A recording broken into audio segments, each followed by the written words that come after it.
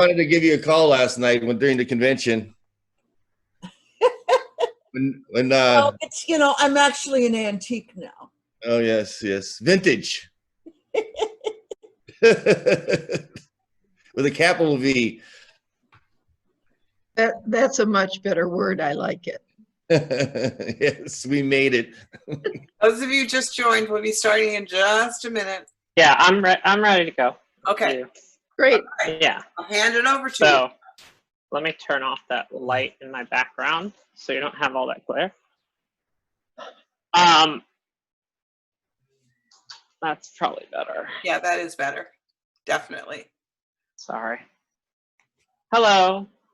So I'm Kaylee. I am an activist who spent the last year in Southeast Asia, and I'm very interested in kind of the intersection between neurodivergence, neurodiversity, in other words, people who aren't for me personally, it's bipolar, ADHD, maybe on the autism spectrum, but anyone whose brain is kind of different than, normal. And I'm interested in the question of what is it like to be LGBT and neurodivergent, and also just what are the experiences of LGBT people and specifically transgender people in other countries. So for the last year, I started a blog called Trans Worldview. And on that blog, I interview and write about transgender advocates in the different countries I lived in. So that was the Philippines, Singapore, Cambodia, and then the vast majority of the time, was split between Vietnam and Thailand. So a lot of what I can share is first a US perspective on transgender mental health, and then following that, some international perspectives. And by international, I'm going to be focusing specifically on Southeast Asia. So thanks for being part of this. I do have a PowerPoint presentation. I will load that up soon, but I just wanted to make sure I introduced myself.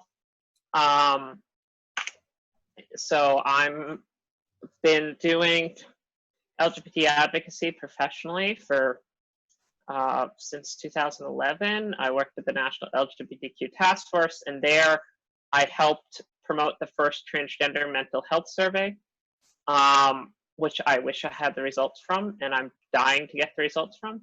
But also I was part of the National Transgender Discrimination Survey, which was published in around 2011, 2012, which had a lot of data on health, mental health, and transgender populations, although it didn't have questions specifically about, do you identify as disabled? We don't have data on self-identity around disability identity, which is a shame. Then I was part of the 2015 US Trans Survey, basically the National Transgender Discrimination Survey in 2008 and the US Trans Survey in 2015 were meant to kind of be follow-up in a series, but they had slightly different methodology, slightly different questions, but ultimately were about kind of similar data. So some of my presentation is going to be talking about the US Transgender Survey, which had 27,715 respondents from the US, so including territories, Guam, Puerto Rico, military bases, all 50 states. Huge survey.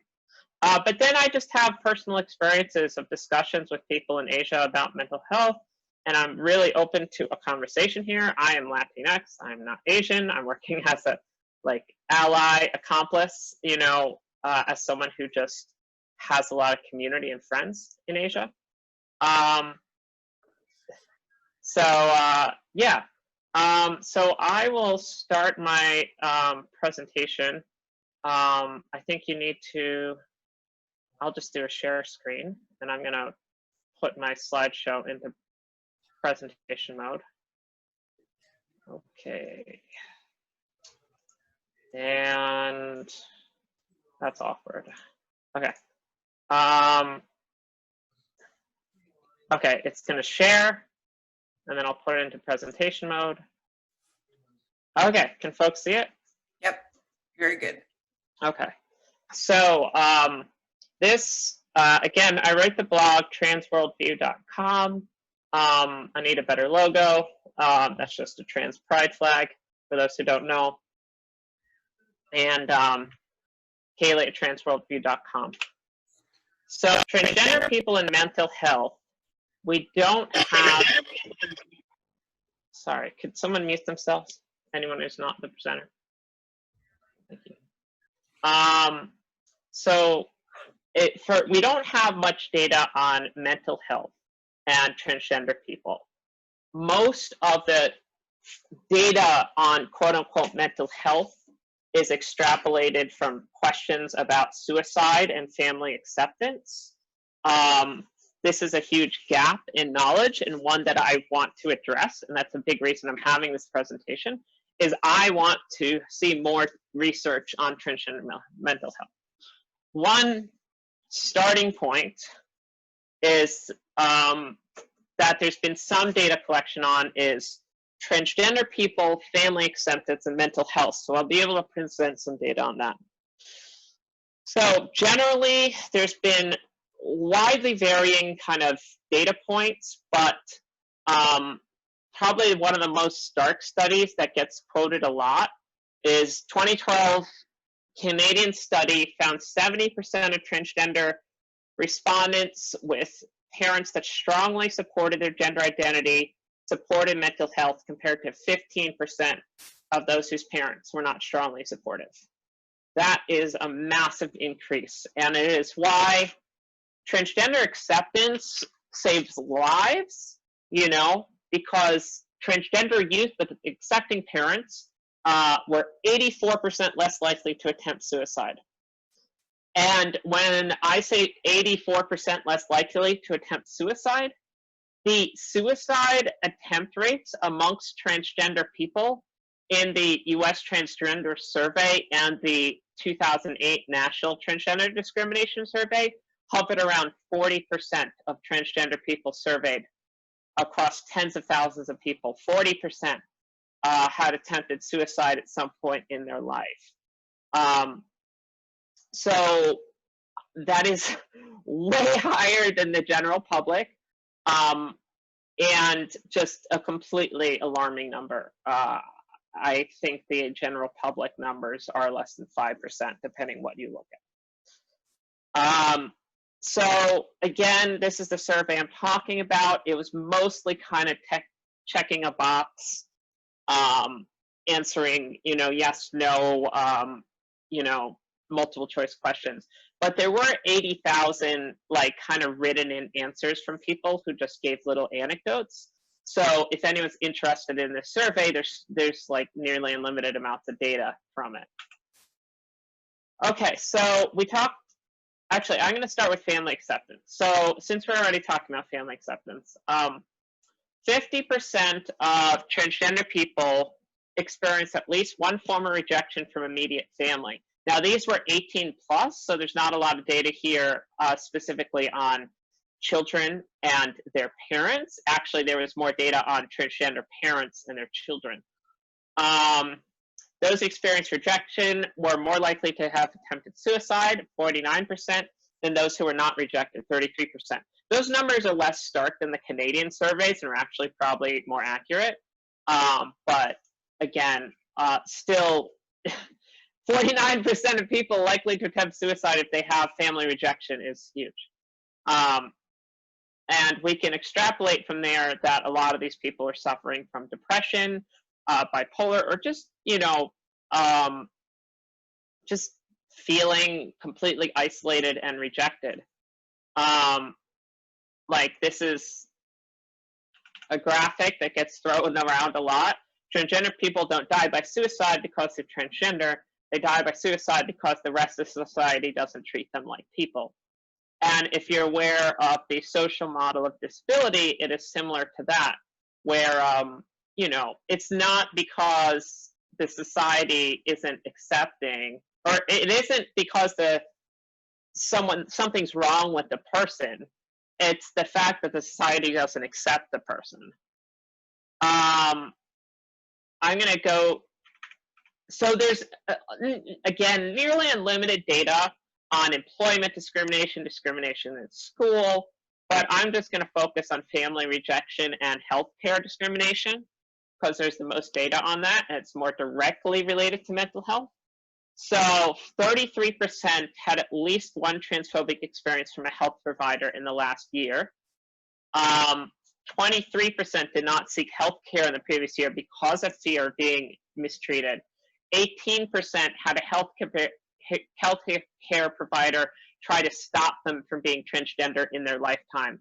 And a lot of this is related to transgender conversion therapy, this idea that you can scare the trans away or, you know, cure the trans away. You know, it's a practice that's being outlawed in states. The first state to outlaw it was New Jersey. I don't know the current count of how many states outlaw it.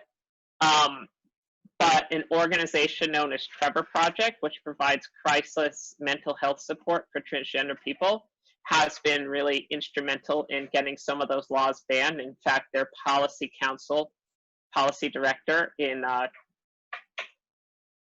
Allison Gill, I want to say around 2012, 2013, was the first to get New Jersey to ban transgender conversion therapy, which is really abysmal. So I'm going to stop there a second because these numbers can be kind of heavy, and we're talking about suicide, and I would like to know if anyone has any questions or thoughts on this kind of first set of observations, which is all kind of based on the general US population.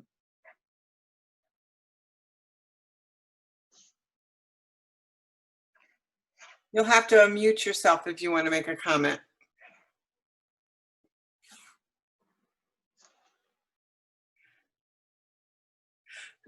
I want to make a comment. So this is all adults, but some of these adults are obviously reflecting on their childhood in terms of what's happened to them in the past.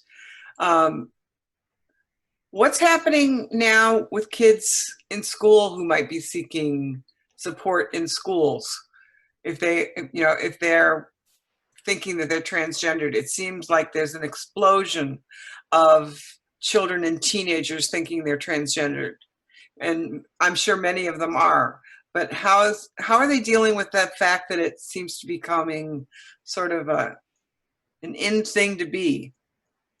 Well, I'm going to stop you there because I don't think transgender is some sort of popular trend.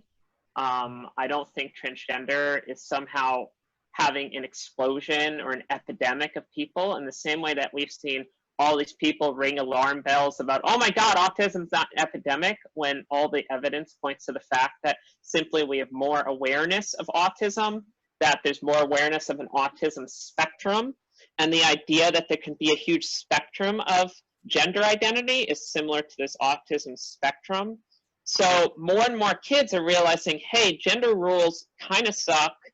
I don't like these. I'm going to identify, you know, as gender other than what I was assigned as birth, but I don't think that this is anything other than the fact that there's increasing kind of understanding of the social construction of gender, that there's an increasing move towards the social model of transgender, that it's about an identity rather than a diagnosis, rather than a doctor diagnosing you as transgender and a psychiatrist writing a letter. There's actually now people who think that transgender is an identity. It's also transgender, not transgendered, in the same way that, you know, someone is not a person of color at one point and then another point in their life sees as being, you know, Latinx. Like, they're always, like, transgender is an identity rather than something that happened to someone. So, but just to go to your point of data, I'm happy to share some data on that. Now, there is a lot of data that's school-focused would come out of the Gay, Lesbian, Straight Education Network, known as GLSEN, out of Trevor Project, which does work with crisis counseling for LGBT youth. But there is some in the survey. So if I look in the survey, and there is a whole section on schools. Here we go. I'm going to share my screen again, and you can see some of the data around schools. Hopefully you can see that okay. Can you see experiences in schools? Yes. Okay, so I assume that's a yes. So it's more than 3/4 of those who are out or perceived as transgender at some point between kindergarten and grade 12 experienced some form of mistreatment. 54% were verbally harassed, 1/4 were physically attacked, and 13% were sexually assaulted. 17% left school because of mistreatment. 24% who were perceived as transgender in college or vocational school were verbally, physically, or sexually harassed. And there is data showing rejection in school and suicide and health outcomes, but I have to really drill down to find that. So.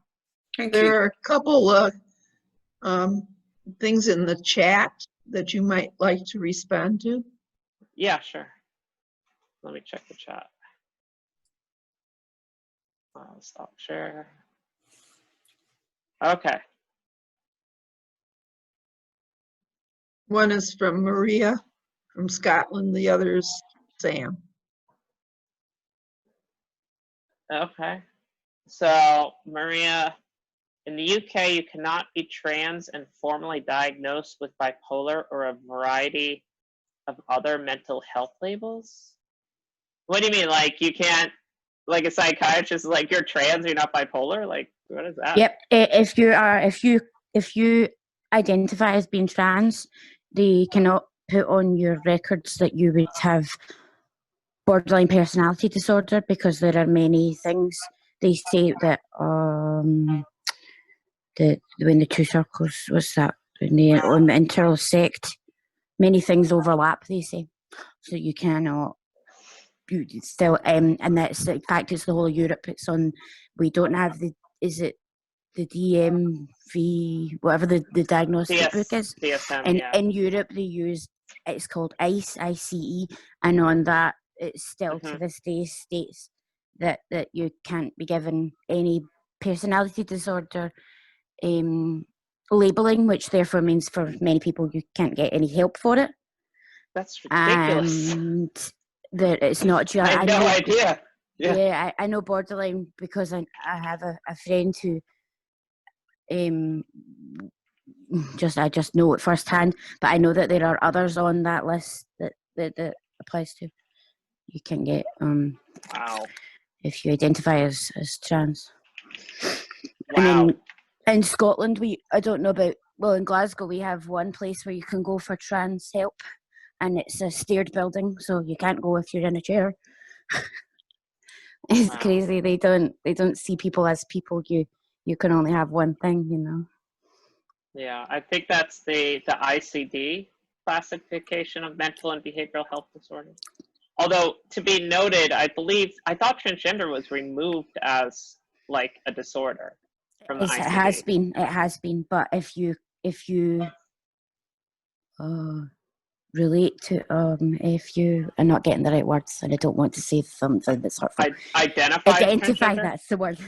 If you identify as trans, and if you identify as trans and don't see it, and they give you a diagnosis of one of the things that they then hear you're trans, they can take it. They will rescind it. So, is this specific to the ICD and not specific to Scotland, or is this specific to Scotland?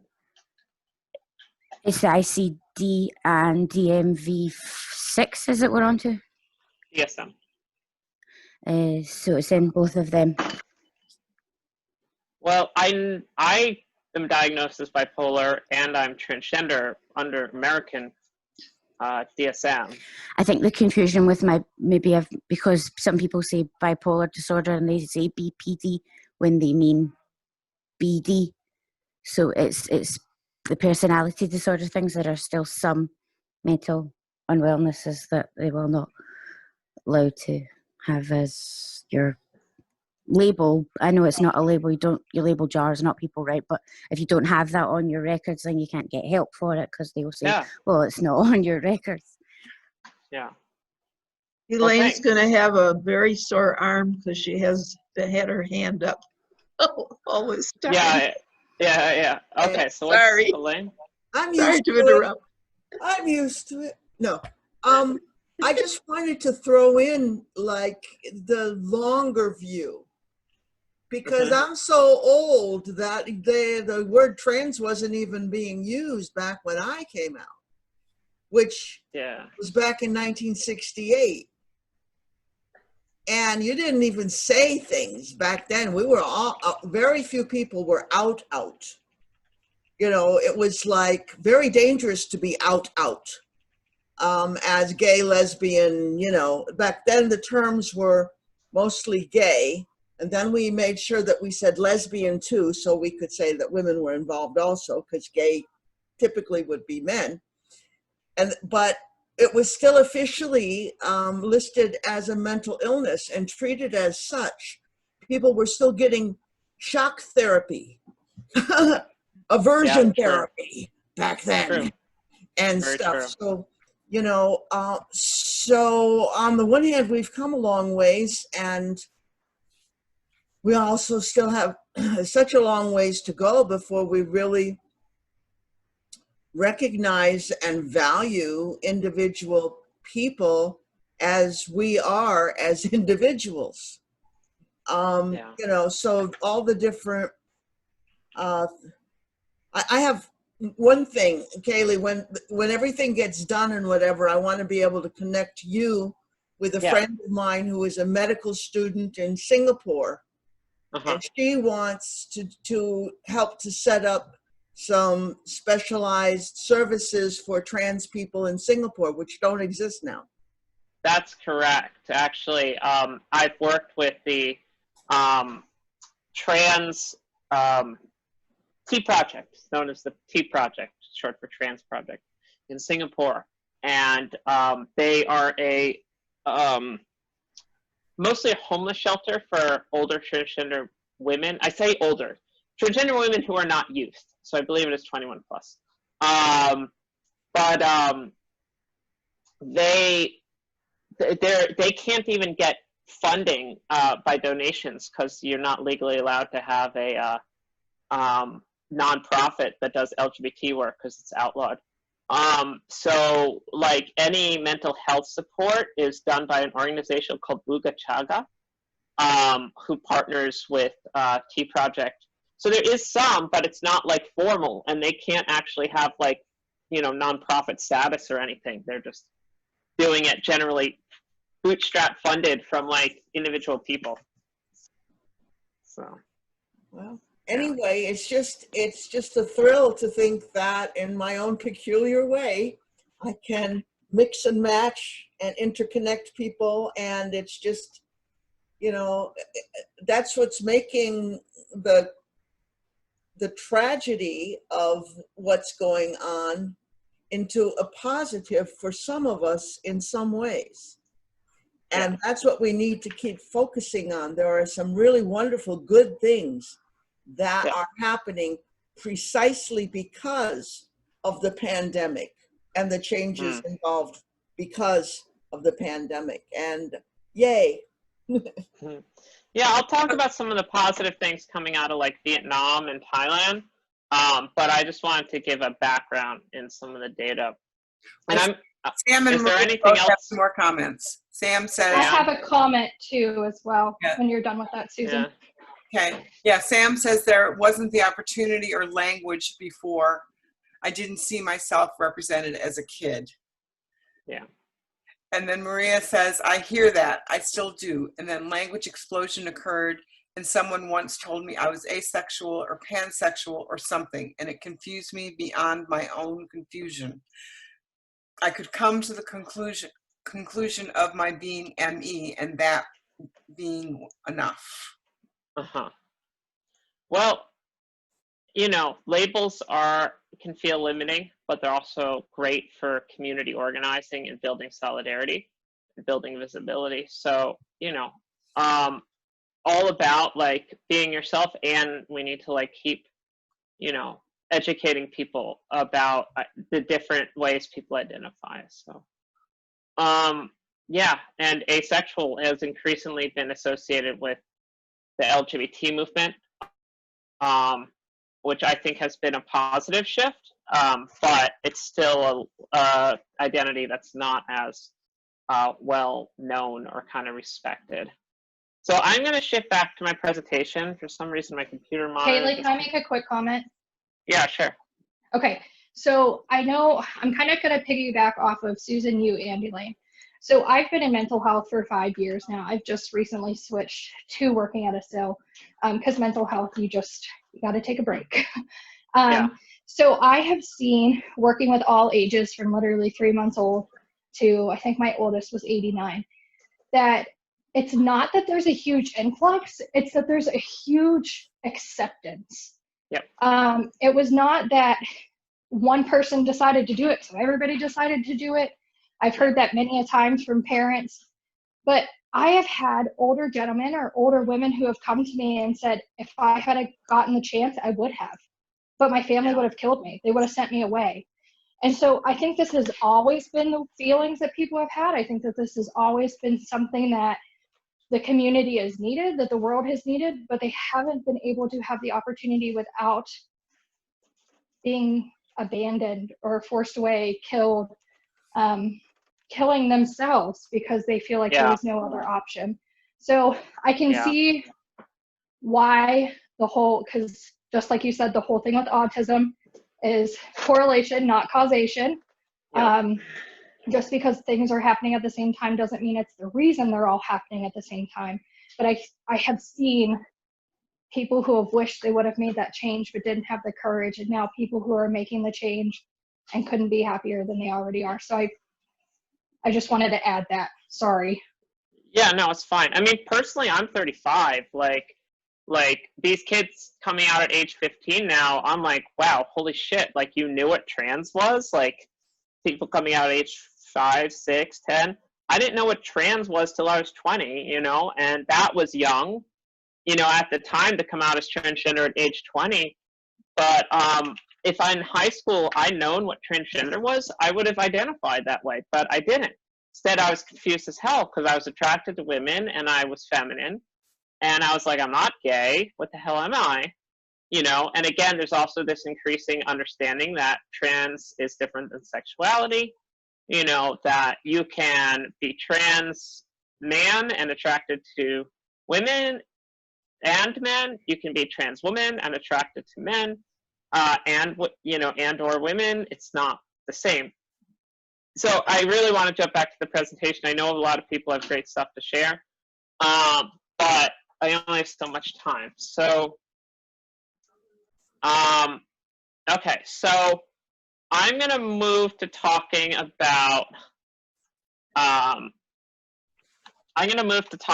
a little bit about experiences of, if people are not familiar with the term API or AAPI. So AAPI is Asian American Pacific Islander, because it's inclusive of the Pacific Asian kind of diaspora, not just like mainland Asia.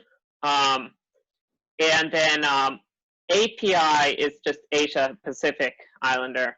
And mostly I'll be using the term API because I'm not talking about Asian Americans. I'm talking about Asian populations as a whole. So, okay, I'm going to share screen again. I'm going to start my presentation. Okay, so this is just some basic data on, oh, freaking God. My screen is going crazy. This is just some basic data on AAPI, Asian Americans Pacific Islanders, in the U.S. Trans Survey. 48% had attempted suicide for transgender men. 39% had experienced psychological distress in the previous year. 22% had an immediate family member stop speaking to them or ended their relationship. This is some other data. Again, you can see API, or Asian as it's written here, compared to other races. Actually, there is a slightly lower rate of family rejection, 22%, compared to the general population of 26%. I think there is a greater focus on, you know, family cohesion and kind of being loyal and respectful to the family unit in my interviews with not Asian Americans, but with Asian populations in Southeast Asia. But ironically, while there's a lower rate of rejection, rejection seems to be more severe, where actually you see a higher rate of violence against family members of who are transgender in Asian populations. So this kind of myth that the acceptance is more there maybe flies in the face of that. Sorry, this is kind of out of order. Okay, so I'm going to move towards kind of some of my interviews and some of the observations.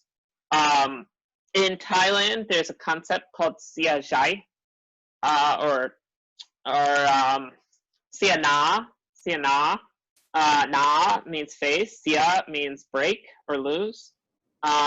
Similar concepts in Vietnam. A lot of Asian culture. Some of this goes to Confucianism. I am only a beginning scholar at some of this. But the idea of Sia Na, losing face, is that someone who's confrontational, who's an activist, who stands up for themselves, because they're kind of breaking the family unit and kind of being seen as disrupting society, they actually can be seen as being in the wrong regardless of how correct their position might be. And Sia Na, losing face, can kind of bring shame on the whole family. There's a wonderful movie, and now it's not transgender specific.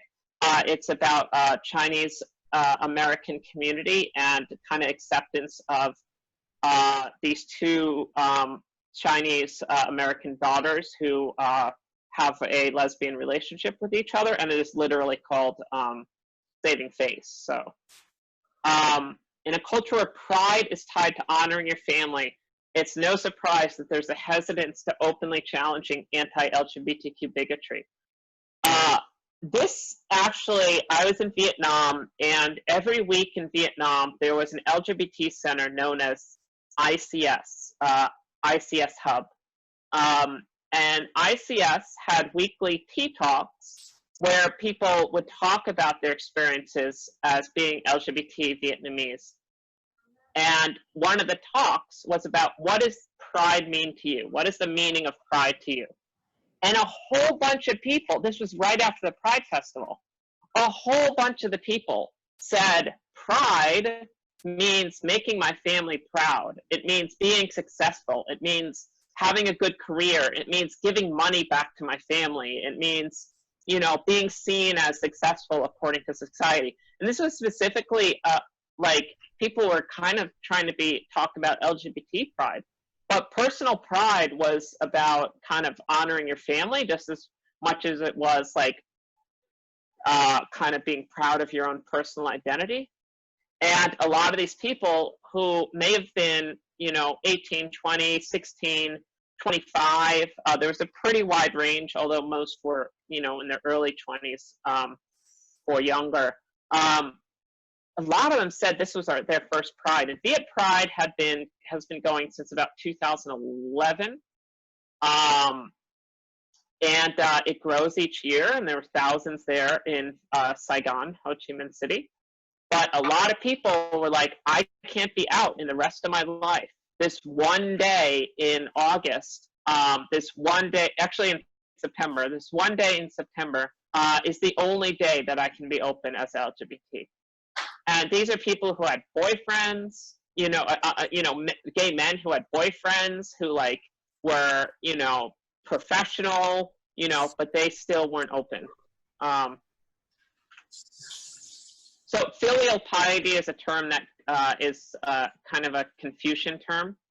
And it's this idea of... Wow. Huh? Sorry. Yeah. Yeah, basically it's this idea that children should respect their parents, wives should respect their husbands, and husbands, the head of the family, the patriarch, should respect the king or the government or the emperor. At that time, it was the emperor. So there's a lot of kind of still that is a big influence. But I'm just going to read.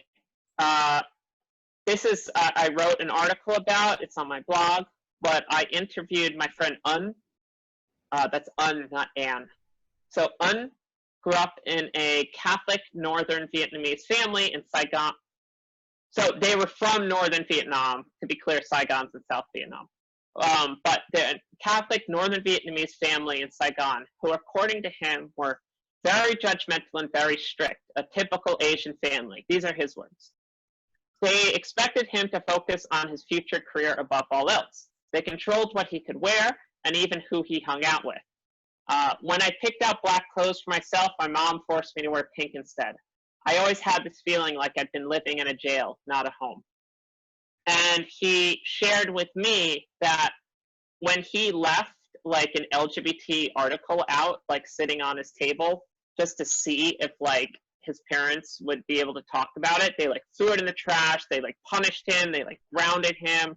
They found out that he was hanging out with like a lower class Japanese person at his school, who apparently later came out as trans, I think, as well. And they're like, you can't hang out with them, you're bringing shame on the family, how dare you hang out with someone like that? And they like grounded him. And then later when they found like his chest binder, basically they threw him out of the home. And a chest binder is something a transgender man wears to make their chest look flat. So this is data from Cambodia. This is the opinions, attitudes, and behavior toward the LGBT population in Cambodia. I got this from Rainbow Community Kampuchea.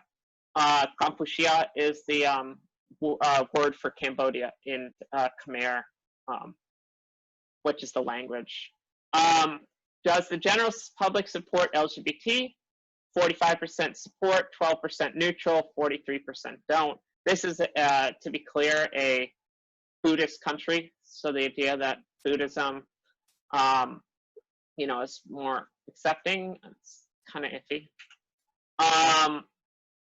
There's limited knowledge and understanding of SOGI. I want to be clear, sex,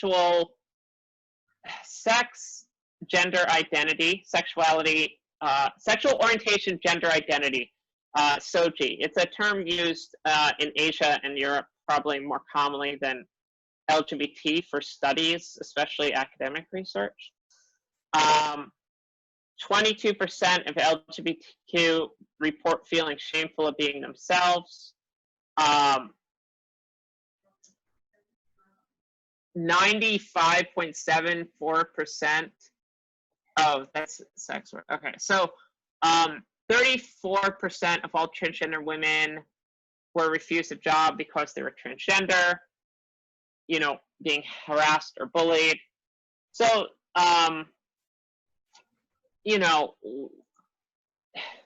here's somewhat more interesting. 29% of LGBT respondents never came out to anyone. And then of those who came out, only 54% came out to immediate family members. So it's again a culture where it is difficult to be out.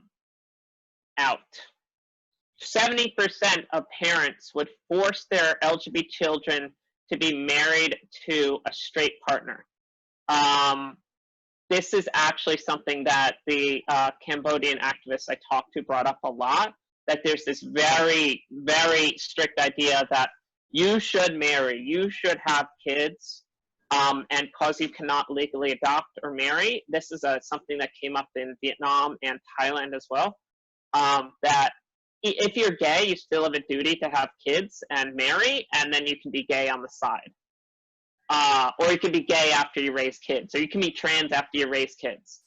And some of the trans people I interviewed had this idea, and that, you know, you should put aside being trans or gay till after you raise a family. But that said, there's some positive stuff. So I don't want to just focus on the negative. So there is an organization in the United States known as PFLAG, Parents of Families of Lesbians and Gays. This is so there's now PFLAG chapters in Vietnam. I'm not going to say that. But basically it's, you know, how to accept your transgender child.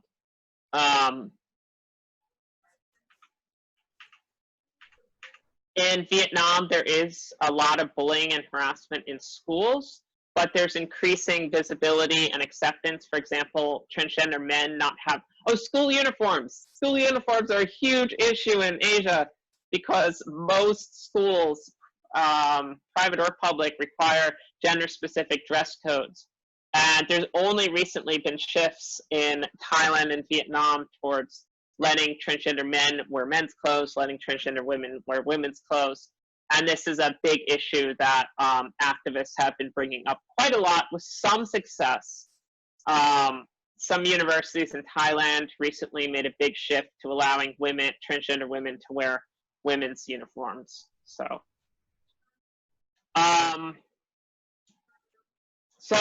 PFLAG, again, there's been increasing kind of visibility for transgender children who are accepted by their families. This was a big talk that was attended by a lot of parents and families in Vietnam. It was hosted by the F to M Vietnam, which female to male. My friend Un, who was the one I quoted, he was the one who leads these trans talks. He's the founder of F to M Vietnam, and they have around 5,000 members. And they're also, one of their stating goals is to build more community between transgender men. Sorry about the background noise. One of their stated goals is to build community around transgender men and transgender women together. And they've increasingly been, you know, partnering with groups like Trans Women Vietnam.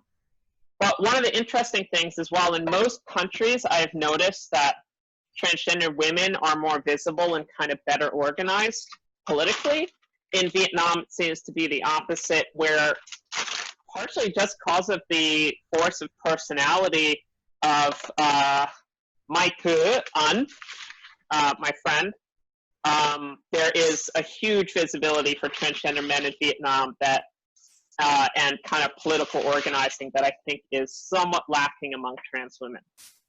But I'm going to go to the next slide in a second. I'm sorry I had to step away from the computer, and I'm sorry about the background noise. Give me 1 second. Kaylee, do you mind if I ask a clarifying question about one of your charts? Sure. So on the line chart, it had blue and an orange line. One of them said American Indian. Can you clarify, is that Indian or is that Native and Indigenous? So that is Native and Indigenous. Some communities, some people in those communities identify with the term American Indian. I'm not sure why they put that term there on this specific chart and why they put the term Asian, because in the report that they issued, they said Indigenous, American Indian, Native American. Basically, that just, I'm not entirely sure why they chose that term for this chart out of all the terms they could have chosen. But yeah, I mean, when the museum was built by the Smithsonian, it was called the Museum of the American Indian. So there is self-identity around that term.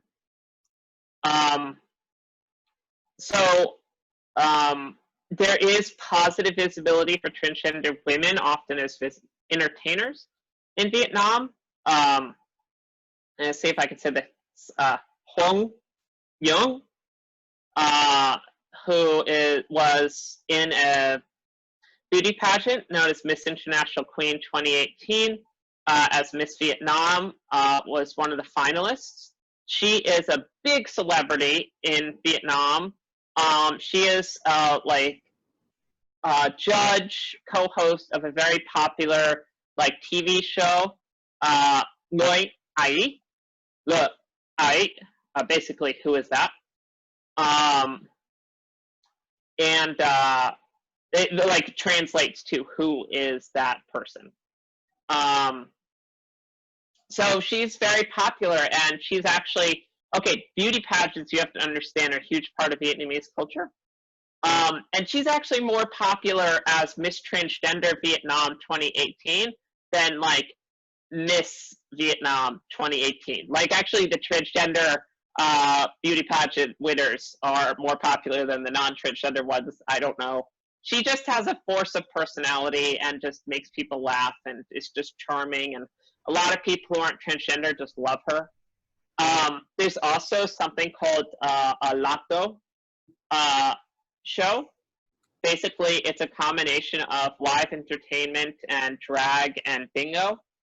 And this is a photo I took. It's not the best photo, but there was a crowd of about just 500 people sitting in like this pavilion on just a random Friday night, just attending the Lotto show and playing bingo with a bunch of transgender women and drag queens and gay men on stage. And this is a huge part of like, you know, family-friendly entertainment in Vietnam. It's not like a drag show in America where like, you know, it's only gay people going to the drag show. It's like everyone takes their kids and their families to these shows. And one of the people who's very famous for these Lato shows, known as Jessica, runs a transgender homeless shelter and fashion line and an advocacy group and performance group. The group is known as, the house and the fashion line is CA Boutique, and the performance group is JS Band, and one of the things they do is Lato shows.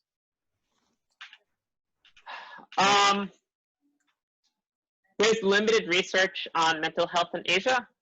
2013 survey found transgender women in Thailand found that those who were rejected by the family and or lacked social support were much more likely to experience depression and attempt suicide. There's really almost no research on this in Thailand and Vietnam. There is an organization known as the Asia Pacific Transgender Network who's trying to do some research.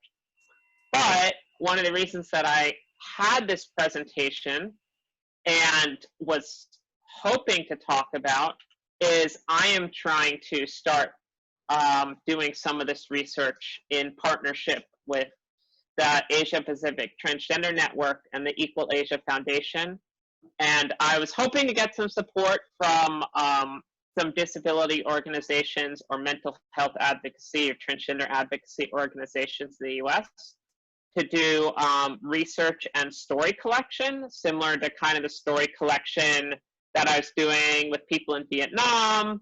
You know, stories like my friend Mai Thu An, who, you know, just shared a lot about mental health and his experience with bipolar and panic attacks and attempted suicide and how that related to his family rejection. And I've interviewed several friends. Chitsanapong in northern Thailand is one of the people I've worked with. She's also known as Best, and she was the founder of Youth Pride in northern Thailand. My friend Shane Batla in Bangkok is also kind of working on this issue. My friend Pia Dorn who's a trans woman. So Shane's a trans man. Titsana Pong's a trans woman. Pia Dorn's a lesbian trans woman who actually runs a blog and website called Kat the Trans Lesbian. She goes by Kat, as well as Pia Dorn. So I have some folks I'm working with and collecting some stories with, and who are like writing about these issues. But I'm really hoping to get more visibility and funding and to do story collection. So far, I've applied for 2 grants. I was denied the Crip Camp Impact Grant. I was really hoping for that. But this is something that I'm hoping to do more research on. So that's what I have. I could tell you all about being a beauty queen in a pageant in Thailand, which was an interesting experience. But that's what I have for my presentation. I'm happy to take questions or just talk more about, you know, my experiences. Seriously, I was Miss USA, and it was a chance to like spend 2 weeks with 23 transgender women from around the world. And God, I had so many fascinating conversations about transgender identity in India, China, Japan, Myanmar, Laos, just all over. So I have something. I don't know if I'm muted. Am I muted? No, I'm on. No. I have a family story. You were saying that it was hard for how do people get their gender identification when they're 5, 6, 7, 8 years old and that. Well, we had a story that was always told to us in the first grade from the Swedish side of our family. We had 2 brothers back in the 1700s, and one was a coach driver for the admiral of the Swedish Navy, while the other one was a dancer for the Swedish opera. And so for 250 years, our family has always been open from that story of one was in the King's Court and one was in the Queen's Court. And so we had this long 250-year history of how we protected our family. The inner thing was, the next thing was act dumb, say nothing. And our family would always push the regular kids into the military. And then the trans gay would be pushed into the arts, because that was the only place that they could be hidden, was in the arts and that. So it was always a very open conversation. So every generation in our family, from the Swedish side of the family, has always had an openness about the sexuality, which was very, very, very comfortable, because the family surrounded them, because they had that long legacy of how to protect and how to nurture and how to get them placed into society where they could hide. And this generation, we have one transgender. She's up in Seattle, and one lesbian that's a firefighter in Oakland. So, but it just was our little family, little secret from the outside world that, oh, they do things differently once you walk out the door. And I don't know, maybe that story could help other families, like the PFLAG, which I heard of, that it is the openness of at an early age where there's no guilt. So a boy can play with dolls and a girl can play with the trucks. Yeah, absolutely. Yeah, PFLAG's a great resource just for those looking for resources, especially if someone's a kid and experiencing rejection or depression, or even an adult experiencing that. I know I talked about suicide.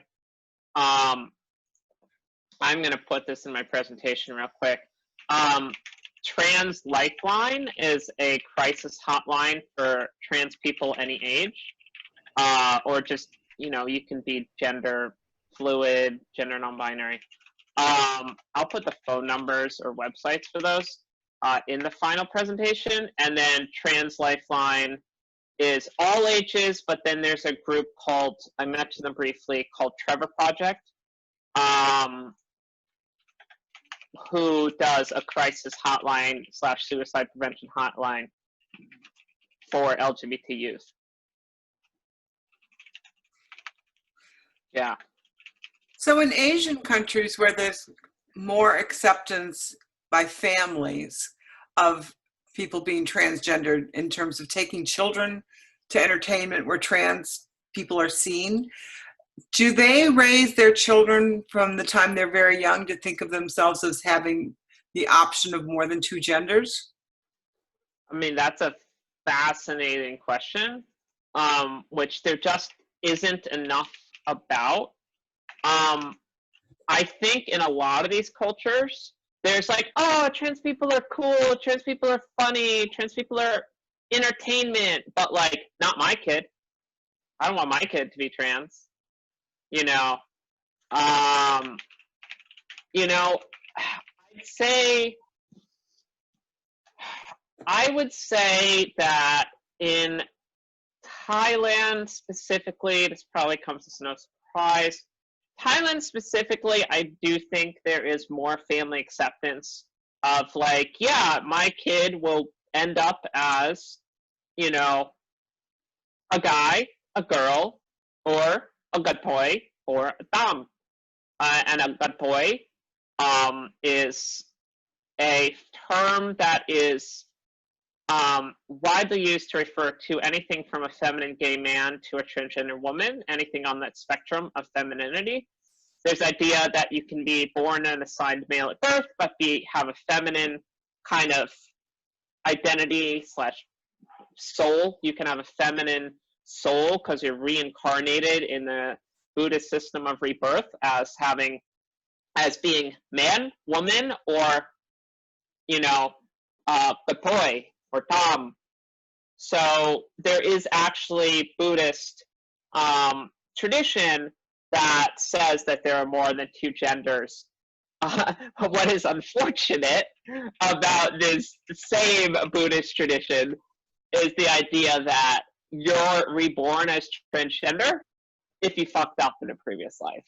Like, you're not man, you're not woman, you're transgender because you cheated on your wife, or you raped somebody, or you did something pretty bad, that you don't get to be, a full woman or full man. You get to be a trans, in this life.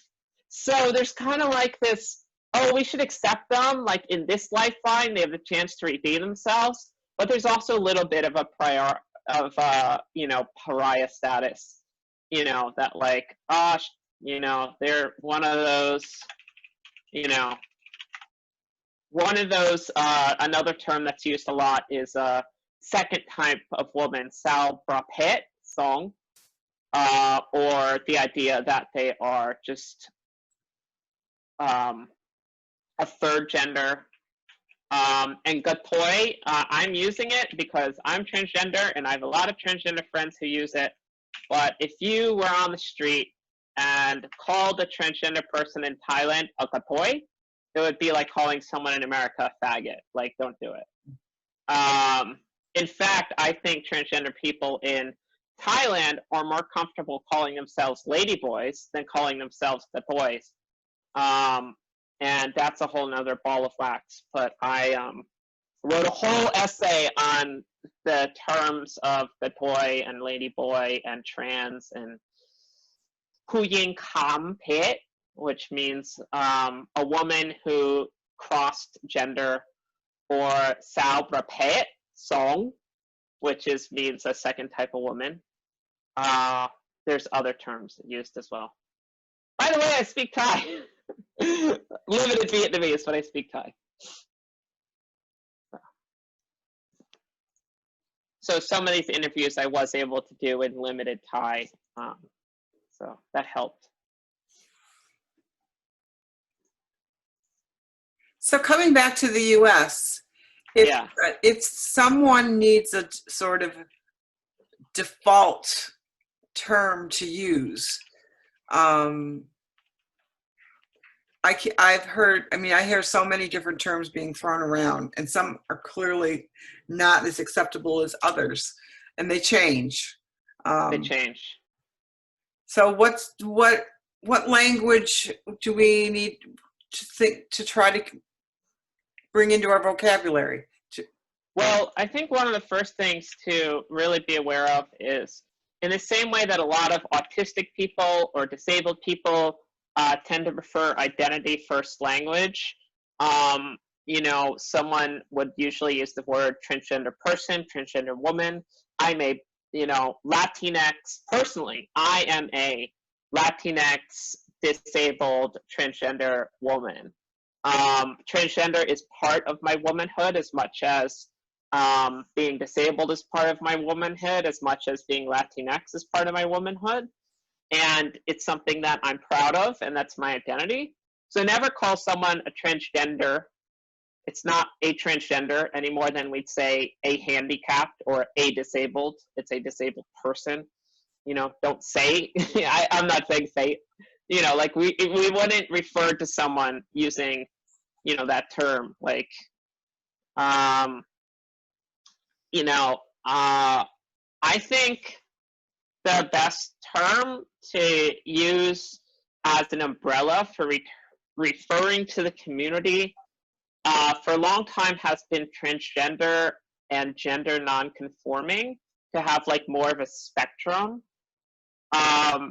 Increasingly, I've seen the term transgender and gender diverse, and that is the term that the Asia Pacific Transgender Network and the Trans United Fund, which I'm on the board of in the United States, uses. But I think transgender and gender nonconforming, you often see it written as trans GNC, not like GNC, the vitamin place, but like trans gender nonconforming. It's usually the umbrella term I hear. So. Hi, I'm Jess, and I am very familiar with the terms because I myself am like non-binary, and I feel gender fluid, so I go in between those two, and I know a lot of people do, but I didn't understand the difference. Is when you say lady boy, is that the same thing as what some people refer to themselves as demi boy in America? Is that the same thing? I'm sorry, what is the same thing? Say that again? Is lady boy the same thing as demi boy in America? Lady boy in Thailand is a kind of semi-translation of the term Katpoi. You'll often hear it used in entertainment and sex work, like a ladyboy bar. Okay. Yeah, and it's a bar where trans women and, you know, I'd say mostly trans women hang out. I'm a regular at the lady bars in Thailand, and when I sit down at a table, everyone's like, oh, you know, hey, lady boys. Like, I don't care. Like, I get called the lady boy all the time in Thailand, and like, it's fine. It's never been an insult from other trans people. So it's just a different culture, I think. Is that different than demi boy though? Because I've not heard that term. Yeah. Okay. So that must be just an American term, I guess. Yeah. Yeah. I personally don't like it, but I have friends that like it, so I just wanted to know if it was the same thing. I've actually not heard it, but language changes in this. And Susan is right. It always changes a lot. So. Oh, it's changed in my lifetime a lot. I mean, my mom's like, why do you say you're a trans woman now? When you first came out, you just wanted to be called a woman. You didn't want people to refer to you as trans. And I'm like, well, now there's a lot more visibility and acceptance, and I'm an activist, and I feel proud of who I am, you know? Yeah. So, like, I do feel like I want to put that I'm trans. Although, will I always put it on a dating site? That's another thing I wrote an article about, like, should you have to put trans on a dating site or be upfront about trans? I actually did an interview with the BBC about this, which was fascinating. Yeah. Does PFLAG have a strong disability justice access or committees and that, or are they just dealing with ableism? So when you talk about PFLAG, you talk about a national organization, and then you talk about local chapters. So most of the time, someone's local chapter of PFLAG is their main kind of support group. And those chapters of PFLAG are really dependent on the people who, kind of run them about how good they are on disability justice. I know the people who run PFLAG. Like, I've had discussions with them. I think they're good people. I think they're totally on board with disability justice. But that's the national. I cannot promise that the PFLAG in your area is going to be quite as up to snuff on disability justice as, PFLAG national. But, you can check out their website, learn more about them. It's interesting, Vietnam has a PFLAG, but I talked to a parent of a trans woman in Thailand who was like, geez, I really wish we had PFLAG in Thailand. Like, as a family member, I wish I had other people to talk to. And I was like, wow, Thailand doesn't really have a lot of infrastructure for transgender advocacy. There was actually the first, 2 weeks ago, was literally the first transgender pride march in, 2 weeks ago was the first LGBT pride march by students in all of Thailand's history, 2 weeks ago. And that was because there's been massive student mobilizations related to protesting the current government, which is if anyone doesn't know, a military junta government that stole control of the government in the 2016 military coup and installed a rather conservative royalist coup government who still controls the Senate and the Prime Minister and, recently attacked and essentially disbanded the only progressive party in Thailand because they consider them a threat to their power. So some of these LGBT youth are rising up not just because of LGBT, but they're rising up in response to this military junta government. And one thing that you should be aware of, and it's very interesting, is the military junta government is like, hey, maybe we should allow trans people to sort of marry, but not really marry, because that will make us look good to the rest of the world, but we won't call it marriage and we won't give them the full rights. We'll call it civil partnership. And every LGBT person I've talked to is hates this idea. They're like, no, we should have full rights. We should be able to get married. The Constitution should be rewritten, and Thailand's Constitution gets rewritten every 5 years. Thailand's Constitution should be rewritten so that instead of marriages between a man and a woman, it should say marriages between two people. And so don't be fooled if you think the military junta government is pro-LGBT. It's a facade. Also, if you're in Thailand, do not say anything bad about the government, especially about the king, or you'll get arrested. It's funny that you mentioned Thailand because that's where Amy was conceived on a trip to Bangkok. Thank you for sharing that. started off Matthews, now it's an Amy. That is so funny. It is certainly a place for romance and honeymoons and and more. You've got a question in the chat. Are you hoping to research with the trans communities intersecting with disabled communities? Are there disability advocacies and networks in places where you've been? Oh, that is such a good question. I wish I'd touched on that sooner. So one of the things I wanted to talk about is that we talk about the social model of disability for, I don't know, for 20, 30 years here in the United States. But when you talk to people, when I have talked to my friends in Thailand and Vietnam about mental health, they always talk about psychologists and diagnoses, and they don't really have, oh yeah, civil partnerships can be great. Sorry, I just responded to that question. But if trans LGBT people don't have a choice to get married or civil partnerships, that's a problem. Sorry, that was just something to respond to.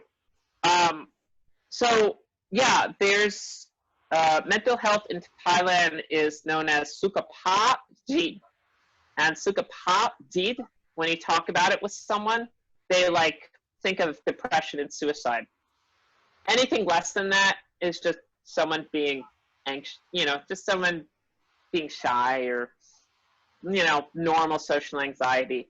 To talk about Sukhapap Jit, you really have to be talking about someone who's had a psychotic breakdown and attempted suicide. At that point, someone will take mental health seriously, but usually they won't take mental health as seriously, and there's no equivalent language in Thailand or Vietnam for the concept of neurodiversity and neurodivergence.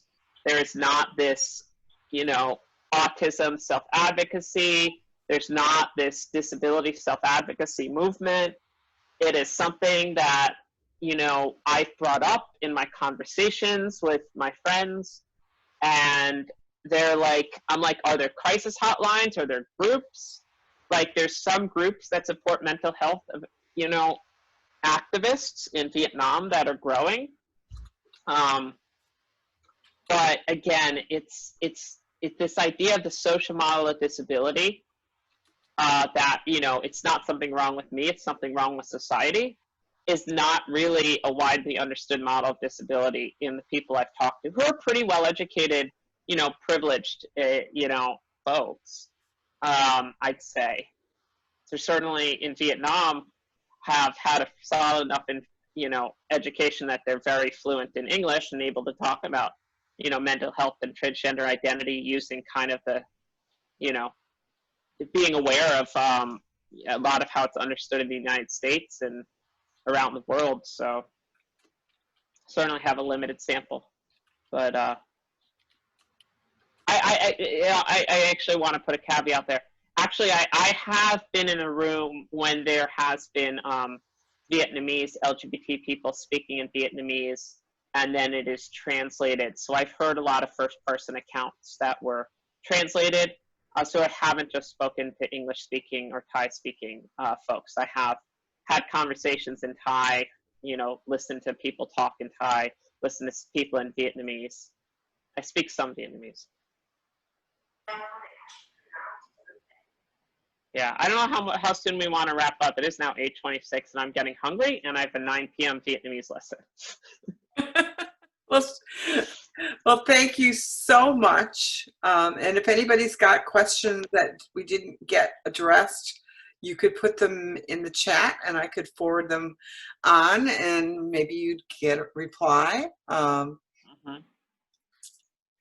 it's been great having you. I'm just going to share one tiny experience. One of my best friends from the early 70s came out as trans when that wasn't what we called it. But we vacillated between dating and being best friends. We could never decide what the relationship was. Because their acceptance at that point wasn't very clear what her role was. And she wasn't very clear herself. So this is eye-opening for me. Thanks. I just threw some resources up on the screen. I can certainly share this presentation. But I mentioned Trans-Lifeline, PFLAG, and Trevor Project. So those are resources to, if anyone's in mental health crisis, if anyone's having to deal with family acceptance issues, I'd say these are the organizations to look to. There's other organizations that work with students, but these are very important resources, especially since we talked about suicide. Oh, and a couple people wondered whether they could get a copy of your PowerPoint. Yeah, I'm happy to pass it along. So if you want to you email that to me, then I can send it out to people. Yeah, okay. Okay, so just as a little bonus, just for the fun of it. So I mentioned I was in a beauty pageant in Thailand. Uh-oh, that's my rice cooker going off. So let's see, can I share my screen? I just want to show you some pictures of what it was like to be in a beauty pageant in Thailand. So this was an all transgender beauty pageant. So we had 20 contestants from around the world. I'm at the bottom left in the red dress. This is our evening gown competition. My friend Miss Vietnam in the purple dress next to me in the bottom left was like someone I talked to all the time. We talked about mental health, we talked about dating, talked about everything. Also Lacey at the top, Miss China, was one of my best friends. But yeah, it was very fun. There's me and Miss Vietnam on stage. Neither of us won, but you know, we had a great time, and she lent me this beautiful blue dress that I wore on stage. So, by a Vietnamese designer. So I have the unique distinction of being a trans celebrity in Vietnam now. I have thousands of Vietnamese fans, and it is a network which I want to use, and a lot of them are LGBT. I've actually written public articles about mental health. I've done interviews on Vietnamese TV about mental health and trans identity, and it is an odd sort of visibility, but they love their transgender beauty pageant girls, and because I have a close relationship with Hoi Sa, Miss Vietnam 2020, that I really feel I have a pretty close connection. So that is on the left, Miss Thailand, at the front of the stage on the left in gold. In the center, that's Miss Vietnam in the red, which is based off on a historical Vietnamese warrior costume worn by these two women who fought for Vietnamese independence from the Chinese. And then I have a NASA astronaut costume on the right. So that's just fun. I was in a beauty pageant. Yeah. Anyways, doing interviews in an astronaut costume. So anyways, okay. Talent show. So anyways, yeah, thanks for being part of my presentation. What'd you do it for your talent? Oh, I roller skated and breakdanced, which no one expected. No one expected it. Everyone's doing like singing and really graceful dancing. I'm like roller skating and breakdancing. And it was so crazy. I didn't even plan it, and I somehow got in the top 10. And it was just nuts. It was just nuts. It's really funny. Anyways, yeah, thanks for listening, and I hope to return to Thailand and Vietnam once the borders reopen and COVID stops, and I want to continue doing these interviews and bringing visibility to this. So I'll send along my presentation. You can check out my blog, and if anyone knows about grant funding or funding opportunities to do this research, please let me know, because I'd love to continue this research. Just to say, if you were trying to do it intersectionally with disability, you would have a chance to get more grants.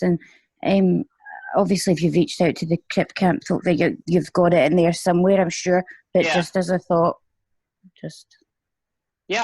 absolutely. I am doing it from that intersectional approach based off of. So do you live in both San Francisco and Thailand, or do you call Thailand or Vietnam your home and visiting? This is really my temporary home. Actually, I'm in West Virginia. But I moved here to be in the mountains and be in a remote area and just be in nature because I miss that about living in Thailand and Vietnam. But really, I feel like if I could live in Thailand and Vietnam kind of for several years and just make a home there, I probably would. Mhm. And I was kind of planning on that. And then COVID meant Thailand and Vietnam kicked out all the foreigners. So I hope to go back. Well, this is Elaine again. Yeah. I've never been to Vietnam, but 50 years ago, I went to Cuba on the Venceremos Brigades, and we were still at war because it was 1970. Yeah. And we were still at war with Vietnam. Yeah. While I was in Cuba, I got to meet with representatives from North and South Vietnam and Laos and Cambodia and Viet Cong and all that while I was in Cuba. And they were just such wonderful, wonderful people. Yeah. And it's another one of these odd things about my life, but so I came out as a lesbian in Buffalo, but I wasn't out publicly. And I actually came out publicly as a lesbian for the first time while I was in Cuba. Yeah. Which was kind of an odd way to do it, but I do things odd ways. So that's just kind of how it is. So, yeah, so it's like coming out as a lesbian back in those days was more like coming out as trans now. Yeah. Yeah. And we've come a long way. But we have a long way to go. Cuba has also come a long way. Cuba is now one of the most accepting countries of transgender in the world. A large part of this is because of Fidel Castro's niece, who founded an organization for transgender people. And Cuba now provides free transgender surgeries. And originally, the kind of Communist Party line in Cuba was like, to be a proper communist, you needed to not accept transgender people and be a masculine man. And then in the last few decades, it's like, to be a proper communist and to be a proper member of Cuban society, you must accept transgender people. The party says so. So it's interesting. When I went there, it was the official party line in Cuba was that homosexuality is a product of bourgeois decadence and will disappear after the revolution. Yeah, yeah.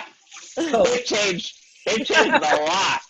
I have a comment. This is Jessica. Yeah. Can you hear me? Yeah, I can hear you. I just wanted to ask you, and I'm sorry if I missed this in the conversation earlier because I joined a little behind, I think. But one of the things that I don't understand is a lot of people, when I was first, I'm also bi and pansexual, so like I fit that. So first I came out as that, and then a few years later I came out as non-binary. And the first person I went to that I thought I could trust was like, she was like, "Are you sure you want to do that? Don't you have enough to deal with?" Like it was a choice, and I'm like, no. So I just was wondering, for yourself or for other countries even, how do they, like, are they more accepting or is it even harder? And did you have similarities? Did you have similar experiences where they're like, no, don't you have enough? Because I was disgusted by that. Where she said it was just like, I know she did it out of ignorance, but like it really stuck with me for a long time, and so I didn't really come out to anybody else until like maybe 6 months, 7 months later, because I was so stuck. And Yeah. so, yeah. But then since then, everybody has been very nice about it. One of my best friends still doesn't always get it, but, you know, she will eventually. And, and all that stuff. But I was just wondering if you had a similar issue with disability and the intersection between disability and gender differences.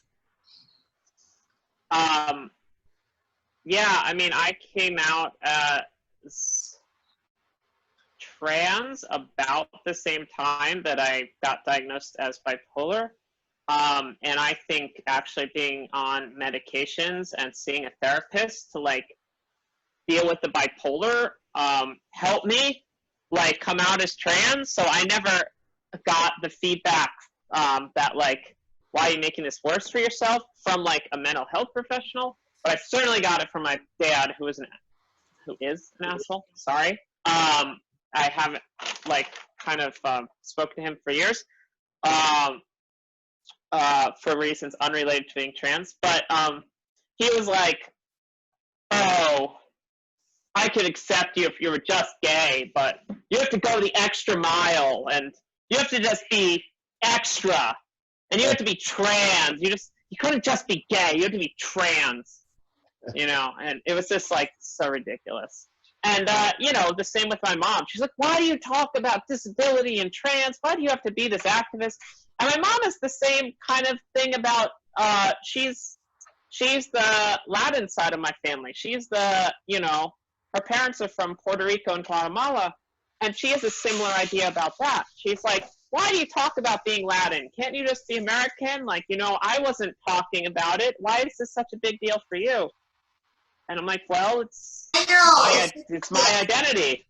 It's ridiculous. And then when I came out to somebody through my dance community, he was like, you always want to be different, don't you? Yeah. I'm like, excuse me? No, and I love the people that are in one of the sectors of, because I'm a dancer and I go to a lot of different groups all over the state of Illinois and beyond. And one of my teachers, who I believe is gay himself, is like, because he told me when we had a good relationship, he told me he had a boyfriend. So I thought he would understand that I decided to change my pronoun. And he's like, you just want to be different, don't you? But here he is being gay at home with a partner. And I was just like, ew, I am not coming back here unless I know he is gone, because I felt disgusted. Do you find that personal trauma accelerates the coming out process with your research? That's a really interesting question. I would say that when someone's kicked out of their house, it accelerates the public kind of coming out, because then they are kicked out of their house and have less to lose. You know, not the best outcome, but I would say that, like, for my friend An in Vietnam, he founded a transgender organization that's now the biggest in the country, partially because he was kicked out of his house, you know? Like, it's a sucky way to start a career in activism, but, you know, he just didn't have a choice. Jessica, who runs the JS band, CA Boutique, you know, she started that because she knew what it was like to be homeless and trans. My friend June Chua in Singapore worked as a sex worker for years because she couldn't find a job. And then finally she had the money and resources to start a homeless shelter for trans women. and she doesn't care if they do sex work or whatever they do for a job, but they are totally, you know, accepted just to be there in a safe space. These are all people I've written about on my blog, June Chua, Mai Pu An, and you know, the people I've talked to in Thailand. So if you want to check out my blog, again, I'll keep plugging transworldview.com. So Thank you for your I time. have to go. I really have to go. This has been great. Thank you. Okay, thanks everyone. But if you guys want to carry on the conversation a while, you can. But thank you so much for being here, and go get some Okay. food. Yeah, I'm gonna Enjoy get your food, lesson. and then I have a Vietnamese lesson. Yes. So, Thanks so much, Kaylee. okay. Okay. As they say in Thailand, Sawasdee kha. As they say in Vietnamese, Tam Viet. So goodbye. Bye. Bye. If any of you want copies of what she's going to be sending me, make sure that I have your email address. Some of you I know I have, but some of you I don't think I do.